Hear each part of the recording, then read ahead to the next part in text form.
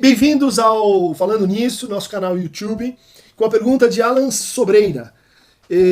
Levando adiante uma colocação feita aqui de que se os animais falassem, eles teriam inconsciente. Ele desdobra essa hipótese em perguntas sobre a inteligência artificial, a presença do inconsciente em máquinas e demais sistemas inteligentes, como a gente vê no filme Ela, né?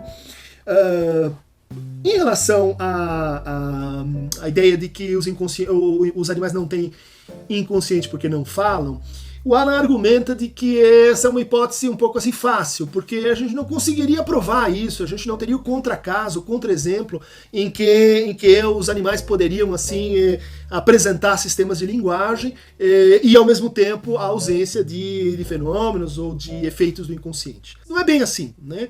Existem alguns estudos feitos na década de 60 e 70 por um casal americano chamado Gardner, que se dedicaram a criar macacos, né, primatas superiores, chimpanzés, dentro da sua família e instruir esses animais com um sistema de fichas. Né? Você poderia dizer assim, eles não falam, mas eles podem entrar no universo da fala, né, como alguém que é mudo, tem uma dificuldade de articulação, ele está no campo da fala, né?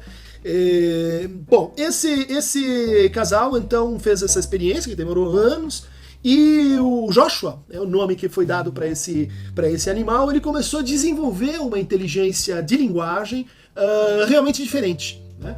Então uma das propriedades que fazem a gente apostar nessa hipótese é de que a linguagem humana ela é capaz de representações do negativo e, portanto, metáforas, metonímias e indicações indiretas de objetos, né?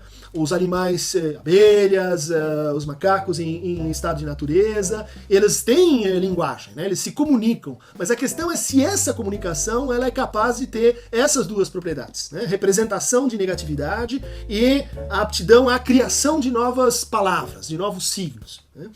O interessante da experiência com Joshua é que de fato isso aconteceu, né?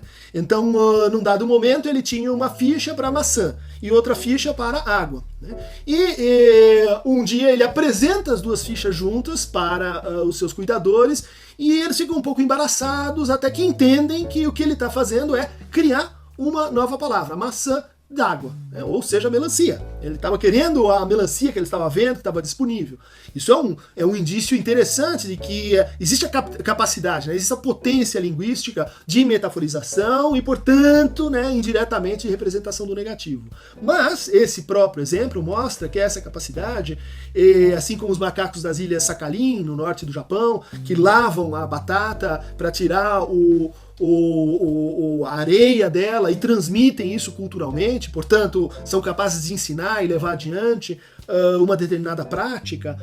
Todos esses sinais, eles são muito incipientes, por um lado. Por outro, eles atestam nitidamente a intrusão do sistema humano, da linguagem humana, sobre a linguagem animal. Seja no caso das batatas, né, que foram largadas no mar por um cargueiro, seja no caso do casal que criou o Joshua, né, ensinando e disponibilizando para esse animal um sistema de signos a partir dos quais ele criou algo.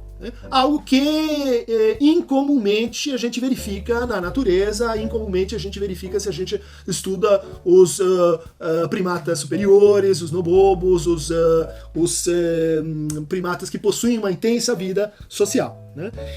Argumento semelhante poderia ser usado para essa hipótese de que as máquinas teriam inconsciente, né? Para isso eu remeteria você a um dos nossos Falando Nisso, nos quais a gente apontou que o inconsciente não deve ser pensado como uma interioridade individualizada, que está, vamos dizer assim, no cérebro em algum lugar, mas o inconsciente é um efeito, né? Um efeito de linguagem, e nesse caso um efeito de trocas, um efeito de fala, né? Sistemas inteligentes, eles são capazes de absorver aquilo que você acrescenta, eles são capazes de captar, né, e de se transformar com aquilo que eles captam. A questão é se esses sistemas seriam capazes de retroagir sobre si mesmos, né, de tal forma a receber a sua própria mensagem de maneira invertida a partir do outro, ou seja, a partir de uma outra máquina. né? Então, os experimentos com inteligência artificial, eles geralmente lidam com a natureza, o ambiente e a máquina. A questão é se máquinas, falando entre si ou interagindo entre si, seriam capazes de produzir efeitos, né, de inversão e de interrogação sobre o desejo do outro. O inconsciente não é um fato individual, mas é um fato transindividual. E por isso me parece um pouco difícil ou conjectural que a gente, de fato, consiga descrever o inconsciente para esse tipo de sistema de linguagem.